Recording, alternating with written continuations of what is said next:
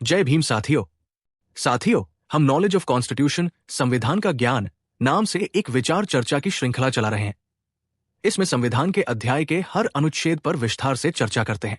मैं इंजीनियर हरदीप सिंह चुंबर हमारे सहयोगी मैडम आशा कुमारी चुंबर के साथ संविधान का ज्ञान पर वीडियो बनाकर equality and justice Patiala YouTube channel पर आपके साथ साझा कर चुके हैं। पिछले वीडियो में हम संविधान के अध्याय 4 directive principles of state policy राज्य नीति के निदेशक सिद्धांत के अनुच्छेद 41, 42, 43, 43A, 43B, 44 और 45 पर चर्चा कर चुके हैं। आज हम आपसे आगे के अनुच्छेद 46, 47, 48, 49 और 50 पर बात करेंगे। जय भीम साथियों, मैं Asha Kumari Chumbar equality and justice Patiala YouTube channel पर इंजीनियर हरदीप सिंह चुंबर के साथ हाजिर हूं। जैसे कि चुंबर साहब ने बताया है कि हम संविधान का ज्ञान के आगे के संविधान के चौथे अध्याय 4 directive principles of state policy राज्य नीति के निदेशक सिद्धांत के भाग के अनुच्छेद 46, 47, 48, 49 और 50 पर बात करेंगे। यह अंश राज्य के नीति निर्देशक तत्व को रेखांकित करता है, जो भारत में शासन के लिए मौलिक मार्गदर्शक सिद्धांत है। ये प्रावधान कमजोर वर्गों के शैक्षिक और आर्थिक हितों को बढ़ावा देने और उन्हें शोषण से बचाने के लिए राज्य के दायित्वों को निर्धारित करते हैं। इसके अतिरिक्त वे सार्वजनिक स्वास्थ्य, पोषण के स्तर और जीवन स्तर में सुधार पर जोर देते हैं, जिसमें स्वास्थ्य के लिए हानिकारक पदार्थों के निषेध का लक्ष्य भी शामिल है। दस्तावेज में आधुनिक कृषि और पशुपालन को व्यवस्थित करने के साथ साथ पर्यावरण की रक्षा, वनों और वन्यजीवों की सुरक्षा और राष्ट्रीय महत्व के स्मारकों के संरक्षण के लिए राज्य के कर्तव्य भी शामिल हैं। अंत में ये निर्देशक सिद्धांत न्यायपालिका को कार्यपालिका से अलग करने के महत्व पर प्रकाश डालते हैं। चलो आओ सुने विचार चर्चा। नमस्कार। देखिए, किसी भी देश का संविधान जो होता है ना, वो सिर्फ नियमों और कानूनों की एक मोटी किताब नहीं होती। ये अक्सर उस देश की उम्मीदों का, उसके सपनों का और वो देश किस दिशा में जाना चाहता है, इसका एक आईना होता है।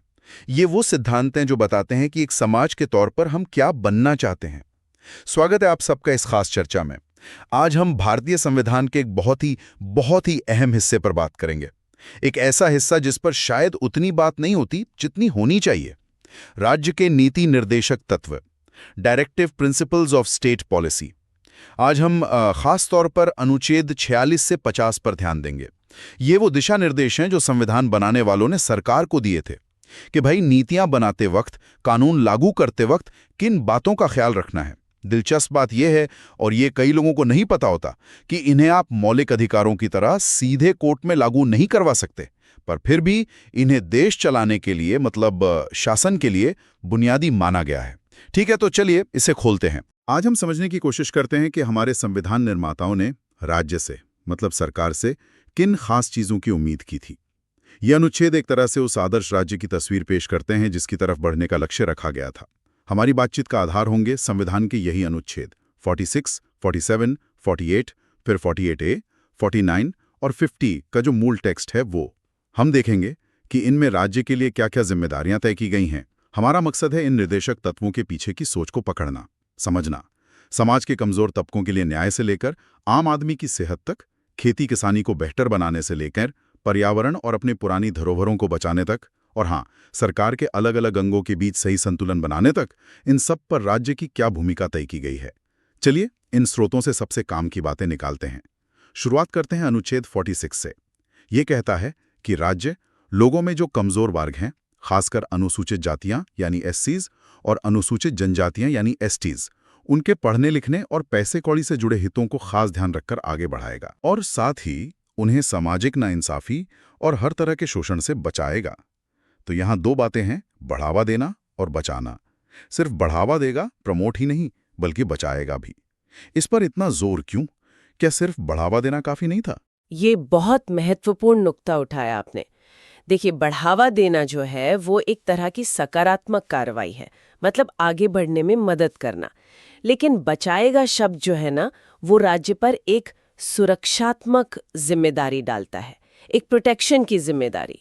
ये दिखाता है कि संविधान बनाने वाले सिर्फ अवसरों की बात नहीं कर रहे थे, वो ये भी समझ रहे थे कि ऐतिहासिक रूप से नाइंसाफियां हुई हैं, शोषण हुआ है, जिसका सामना इन वर्गों ने सदियों से किया है।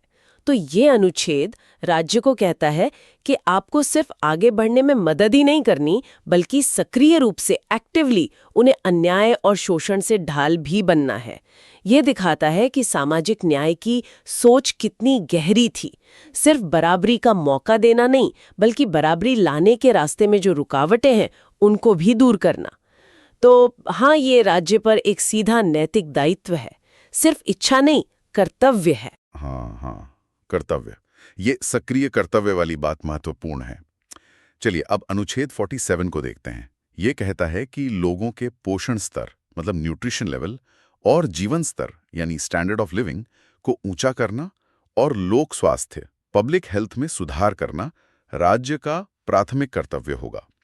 प्राइमरी ड्यूटी, ये शब्द अपने आप में बड़ा वजनदार लगता है ना? बिल्कुल, बहुत वजनदार। और इसी अनुच्छेद में आगे ये भी लिखा है कि राज्य सेहत के लिए नुकसानदेह नशीली ड्रिंक्स और दवाओं के इस्तेमाल पर रोक लगाने की कोशिश करेगा, सिवाय उनके जिनका इस्तेमाल दवाई के तौर पर होता हो। तो पहला सवाल, इसे प्राथमिक कर्तव्य कहना, क्या ये बाकी निर्देशक तत्वों से इसे ज्यादा अहमियत देता है? और दूसरा, ये नशीले पदार्थों वाली बात, आज के समय में इसे कैसे देखें? देखिए, प्राथमिक कर्तव्य शब्द का इस्तेमाल वाकई गौर करने लायक है। ये इशारा करता है कि संविधान निर्माताओं की नज़र में नागरिकों का स्वास्थ्य और उनका बेहतर जीवन शायद राज्य के सबसे बुनियादी कामों में से एक था। ये महज एक अच्छी बात या कोई दूर का लक्ष्य नहीं, बल्कि राज्य के होने का, उसके अस्तित्व के मूल कारणों में से एक है। आप सोचिए, अगर लोग स्वस्थ ही नहीं होंगे, उनका जीवन स्तर बेहतर नहीं होगा, तो बाकी तरक्की का, बाकी विकास का क्या मतलब रह जाएगा? सही बात है। और जहां तक नशीले पदार्थों पर रोक की कोशिश की बात है, तो ये उस समय की सामाजिक चिंताओं को दिखाता है। शायद उस वक्त शराब या दूसरी नशीली चीजों का सेवन एक बड़ी सामाजिक बुराई के तौर पर देखा जा रहा था, जो सेहत और परिवार दोनों पर बुरा असर डालती थी। लेकिन साथ ही औषधीय प्रयोजनों के लिए छूट देना ये भी दिखाता है कि वो कितने प्रैक्टिकल थे, मतलब एकदम कट्टर नहीं थे, संतुलन बनाना चाहते थे। आज के संदर्भ में अगर देखें तो यह अनुच्छेद लोक स्वास्थ्य के प्रति राज्य की जो निरंतर जिम्मेदारी है उसे रेखांकित करता है। भले ही आज मुद्दे कुछ बदल गए हों, आज शायद कुपोषण के साथ साथ मोटापा, लाइफस्टाइल से जुड़ी बीमारियां या फिर मानसिक स्वास्थ्य जैसी चीजें ज्यादा बड़ी चुनौतियां हों, पर मूल जिम्मेदारी वही है। हाँ, ये संतुलन और प्राथमिकता की बात वाकई अहम है। अब आते हैं अनुच्छेद 48 पर। ये खेती और पशुपालन के बारे में है। ये कहता है कि राज्य खेती और पशुपालन को आधुनिक यानी मॉडर्न और वैज्ञानिक यानी साइंटिफिक तरीकों से संगठित करने की कोशिश करेगा, ऑर्गेनाइज करने की कोशिश करेगा जी। और इसी में आगे ये भी कहा गया है कि राज्य खासकर गायों, बछड़ों और दूसरे दुधारू मतलब मिल्च और भारवाहक मतलब ड्रॉट कैटल मवेशियों की नस्लों को बचाने और सुधारने के लिए और उनके वध पर, स्लॉटर पर रोक लगाने के लिए कदम उठाएगा। यहाँ मुझे एक बात थोड़ी उलझन में डालती है। एक तरफ आधुनिक और वैज्ञानिक तरीकों की बात है, दूसरी तरफ कुछ खास पशुओं के वध पर रोक लगाने की। क्या इन दोनों बातों में कोई खिंचाव या कोई विरोधाभास नहीं दिखता? संविधान सभा ने इसे कैसे सोचा होगा? ये एक दिलचस्प सवाल है और ये उस दौर की जो मिलीजुली हकीकत थी ना, उसको दिखाता है। एक तरफ देश की अर्थव्यवस्था के लिए, खाने पीने की चीज़ों की सुरक्षा के लिए खेती और पशुपालन को बेहतर बनाना बहुत ज़रूरी था, इसलिए आधुनिक और वैज्ञानिक तरीकों पर जोर दिया गया। ये प्रगति और विकास की सोच को दिखाता है। दूसरी तरफ गाय और दूसरे मवेशी जो थे, वो उस समय भारतीय ग्रामीण अर्थव्यवस्था और समाज के लिए सिर्फ आर्थिक संसाधन नहीं थे, उनका एक सामाजिक सांस्कृतिक महत्व भी था। दुधारू पशु पोषण का स्रोत थे, दूध दही मिलता था, और भारवाहक पशु मतलब बैल वगैरह वो खेती और ट्रांसपोर्ट के लिए रीढ़ की हड्डी थे, आज भी कई जगहों पर। तो उनके वध पर रोक लगाने का जो निर्देश है, वो शायद इन पशुओं के आर्थिक और सामाजिक महत्व को बचाने की कोशिश थी, खासकर छोटे किसानों के लिए जिनकी पूरी आजीविका इन पर टिकी होती थी। और हाँ, हो सकता है इसमें कुछ हद तक सांस्कृतिक भावनाएं भी शामिल रही हों, वो भी एक पहलू हो सकता है। तो ये अनुच्छेद एक तरह से उस समय की जो आर्थिक ज़रूरतें थी, जो सामाजिक हकीकत थी और शायद कुछ हद तक जो सांस्कृतिक मूल्य थे, उनके बीच एक बैलेंस, एक संतुलन बनाने की कोशिश करता नजर आता है। ये दिखाता है कि संविधान निर्माता सिर्फ हवा में बातें नहीं कर रहे थे, वो जमीनी हकीकतों से वाकिफ थे। समझ गया। तो ये एक तरह का संतुलन साधने का प्रयास था उस समय की जरूरतों के हिसाब से। चलिए अब अनुच्छेद 48A पर चलते हैं। जैसा आपने बताया भी था, इसे बाद में संविधान में जोड़ा गया था 42वें संशोधन से 1976 में। जी हाँ, 1976 में पास हुआ, 1977 से लागू हुआ। हाँ, तो ये कहता है कि राज्य देश के पर्यावरण की रक्षा और सुधार करने, मतलब protect and improve the environment, और वनों और वन्य जीवों यानी फॉरेस्ट्स एंड वाइल्ड लाइफ की रक्षा करने का प्रयास करेगा। इसे बाद में जोड़ने की जरूरत क्यों महसूस हुई? क्या जब संविधान बन रहा था तब पर्यावरण उतना महत्वपूर्ण मुद्दा नहीं माना गया था? देखिए, ऐसा नहीं है कि पहले पर्यावरण का कोई महत्व ही नहीं था। हमारी संस्कृति में तो प्रकृति का हमेशा से सम्मान रहा है। लेकिन हाँ, 1976 तक आते आते दुनिया भर में और भारत में भी पर्यावरण को लेकर चिंताएं काफी बढ़ गई थीं। आपको याद होगा 1972 में स्टॉकहोम कॉन्फ्रेंस हुई थी। हाँ, बिल्कुल। तो एक समझ आने लगी थी कि ये जो हम विकास कर रहे हैं उसका पर्यावरण पर क्या असर पड़ रहा है। प्रदूषण बढ़ रहा था, जंगल कट रहे थे।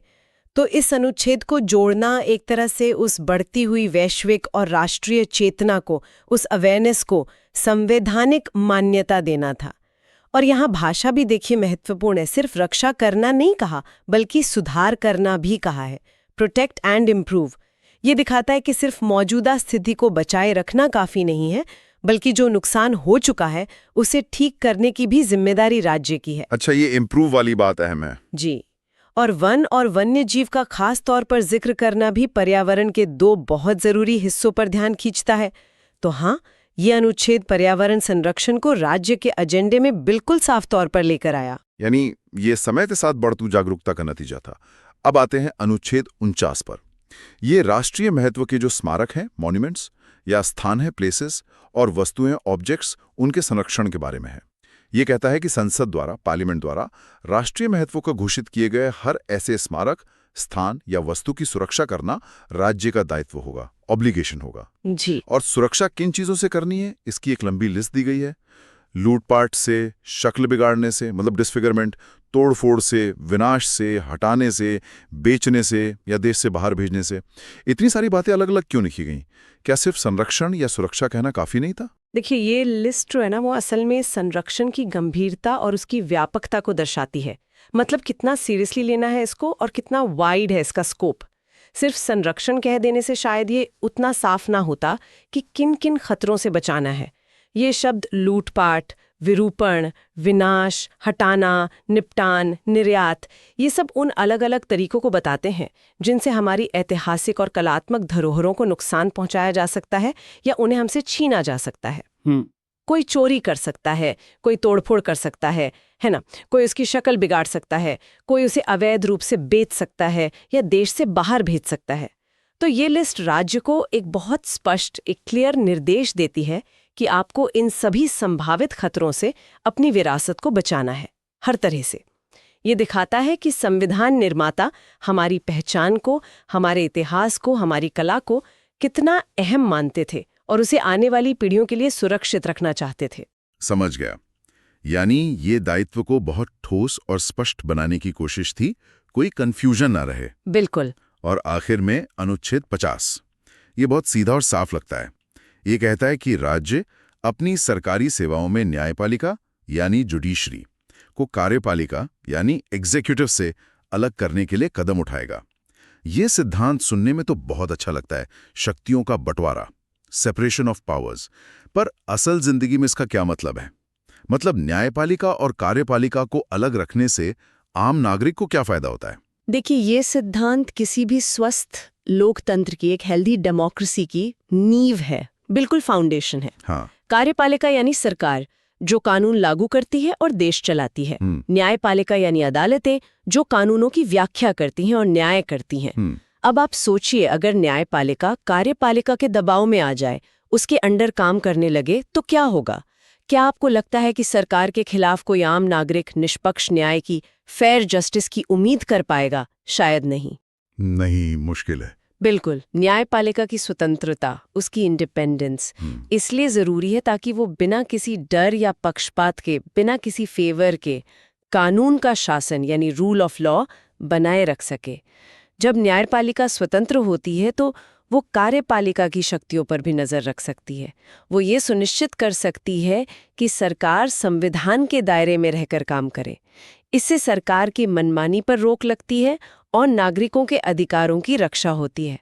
तो अनुच्छेद 50 का ये निर्देश सीधे तौर पर आम नागरिक के हित में है, क्योंकि ये निष्पक्ष न्याय और एक संतुलित शासन व्यवस्था सुनिश्चित करने में मदद करता है। ये सुशासन का, गुड गवर्नेंस का एक बुनियादी पत्थर है। बिल्कुल। तो हमने आज अनुच्छेद 46 से 50 तक के नीति निर्देशक तत्वों को देखा। अगर संक्षेप में कहें तो एक क्विक रिकैप। अनुच्छेद 46 कमजोर वर्गों का उत्थान और शोषण से सुरक्षा जी। अनुच्छेद 47 पोषण, जीवन स्तर और लोक स्वास्थ्य को बेहतर बनाना, और ये प्राथमिक कर्तव्य है। हाँ, प्राथमिक। खास पशुओं का संरक्षण संतुलन के साथ। हाँ, संतुलन के साथ। अनुच्छेद 49 राष्ट्रीय धरोहरों का हर तरह के नुकसान से बचाव। और अनुच्छेद 50 न्यायपालिका की स्वतंत्रता सुनिश्चित करना, एग्जीक्यूटिव से अलग रखना। तो कुल मिलाकर ये अनुच्छेद हमें क्या बताते हैं? ऐसा लगता है कि ये उस कल्याणकारी राज्य, उस वेलफेयर स्टेट की तस्वीर पेश करते हैं जिसका सपना हमारे संविधान निर्माताओं ने देखा था। एक ऐसा भारत जो सामाजिक न्याय पर आधारित हो, जहां हर नागरिक स्वस्थ और सम्मानित जीवन जी सके, जो अपनी कुदरती और सांस्कृतिक विरासत को सहेज कर रखे, और जहां शासन की शक्तियां संतुलित हों। बिल्कुल सही कहा आपने। और जैसा हमने शुरू में बात की थी, भले ही आप इन सिद्धांतों को लेकर सीधे अदालत नहीं जा सकते कि जी सरकार ये नहीं कर रही तो सजा दो जी, लेकिन ये देश चलाने के लिए बुनियादी है, फंडामेंटल है गवर्नेंस के लिए। ये सरकार के लिए एक नैतिक दिशा सूचक की तरह है, एक मॉरल कंपस है, एक गाइडलाइन कि आपको किस दिशा में काम करना है। ये सरकार की नीतियों और कानूनों के पीछे की सोच को दर्शाते हैं या दर्शाने चाहिए। ठीक है। और कई मायनों में ये जनता के लिए भी एक पैमाना है जिससे वो सरकार के काम का मूल्यांकन कर सकती है कि सरकार इन लक्ष्यों को, इन आदर्शों को हासिल करने के लिए कितनी गंभीर है और कितना प्रयास कर रही है। ये सिद्धांत लगातार हमें याद दिलाते हैं कि राज्य की अपने नागरिकों के प्रति क्या व्यापक जिम्मेदारियां हैं, सिर्फ कानून व्यवस्था बनाए रखना ही नहीं। सही कहा। तो आज की इस चर्चा के बाद एक सवाल मन में आता है जिस पे शायद हमारे श्रोता भी सोचना चाहें। देखिए, ये निर्देशक सिद्धांत कई दशक पहले लिखे गए थे, 1940s के आखिरी में। आज दुनिया बहुत बदल गई है, भारत भी बहुत बदल गया है। तो क्या ये सिद्धांत आज भी उतने ही प्रासंगिक हैं, या हमें इन्हें आज की जो नई चुनौतियां हैं, जो नई हकीकतें हैं, उनकी रोशनी में देखने और समझने की जरूरत है? मिसाल के तौर पर, जैसे आपने कहा, अनुच्छेद 47 में लोक स्वास्थ्य की बात है।